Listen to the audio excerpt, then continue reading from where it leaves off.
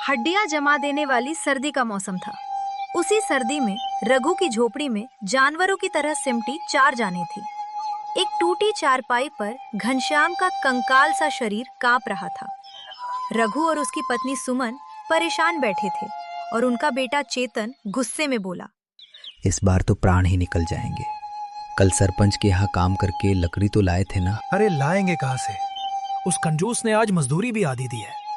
कहता है काम ढीला किया है। तो गुलामी करते रहो उसकी। चुप कर। बाप से ऐसी बातें करेगा, पाप लगेगा। सुमन अपने ससुर घनश्याम को चिंता से देख रही थी। ये बूढ़ी काया ये जाड़ा नहीं झेल पाएगी। दवा के पैसे भी नहीं हैं। ये सर्दी अमीरों के लिए ही होती है, गरीबों की जिंदगी तो 2 भर ही कर देती है। तो बैठे क्यों हो? लकड़ी कोयला कुछ लेकर आओ। चेतन की बकवास सुनकर रघु को गुस्सा आ गया। तेरी हिम्मत कैसे हुई मेरे सामने जुबान चलाने की? तरीका गलत है पर बात सही कह रहा है।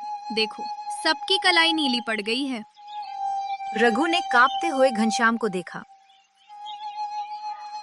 शायद तुम ठीक कह रही हो। मैं लाल सिंह सरपंच के पास जाता हूँ। रात कड़क थी, तापमान 0 के पास था। रघु के कदम चरमरा रहे थे।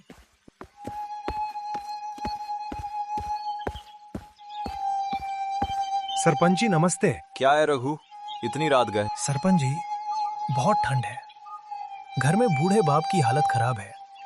थोड़ा कोयला कुछ लकड़ी मिल जाती तो। लाल सिंह भड़क उठा। यहाँ धर्मशाला लगी है क्या? निकल यहाँ से। रघु की आंखों में पानी आ गया। इंसानियत दिखा दीजिए मालिक। इंसानियत तुम जैसे गरीबों ने मार रखी है। आवाजें ऊंची हुई। गांव वाले इकट्ठा हो गए। ये गलत है। इतनी ठंड में कोयला देने से मर जाएंगे क्या? भीड़ के दबाव में सरपंच बोला, ठीक है ले जा, लेकिन याद रख इसका बदला लूंगा। अंगीठी जली। कमरे में पहली बार गर्मी आई, लेकिन चेतन ताना मारने लगा। एक टोकरी कोयले के लिए पूरे गांव में भीख मांगनी पड़ी। भीख नहीं, हक था। मेरे पास कुछ नहीं है, सिर्फ ये जलती झोपड़ी। मैं इस घर में आग लगा दूंगा। घंटों बाद सब सो गए। अंगीठी की आखिरी चिंगारी बुझने लगी। आधी रात एक धमाका हुआ। अंगीठी पलट गई थी। झोपड़ी में आग लग चुकी थी। आग आग आग आग आग आग आग आग। रघु ने बेहोश घनश्याम को उठाया। छत गिरने लगी। भीड़ में किसी ने कहा, कहीं सरपंच ने बदला तो नहीं लिया? रघु का खून खौल उठा। वो सरपंच के घर दौड़ा, लेकिन सच्चाई कुछ और थी।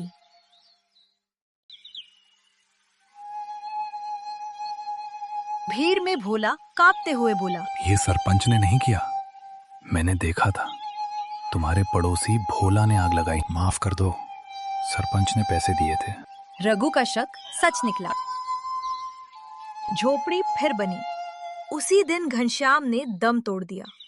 कुछ दिन बाद चेतन गायब हो गया। शाम को लौटा, साथ में एक लड़की। ये पायल है, मेरी पत्नी। बाद में पायल ने चेतन को भड़काया। इस छोटे घर में हम कैसे रहेंगे?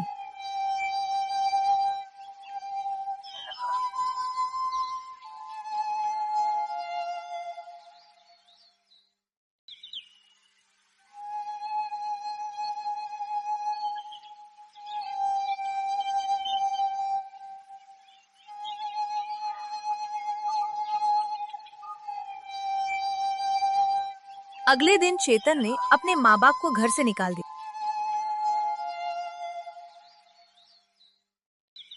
एक दिन सरपंच का बेटा कुएं में गिर गया। रघु बिना सोचे कूद पड़ा। बच्चा बच गया।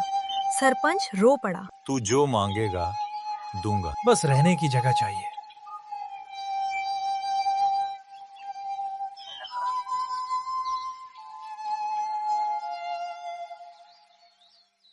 पुलिस आई। पायल नाबालिग निकली। चेतन टूट गया। सुमन और रघु ने उसे माफ किया। सरपंच ने रघु को काम दिया। तीनों फिर साथ रहने लगे और समझ गए सर्दी जानलेवा होती है।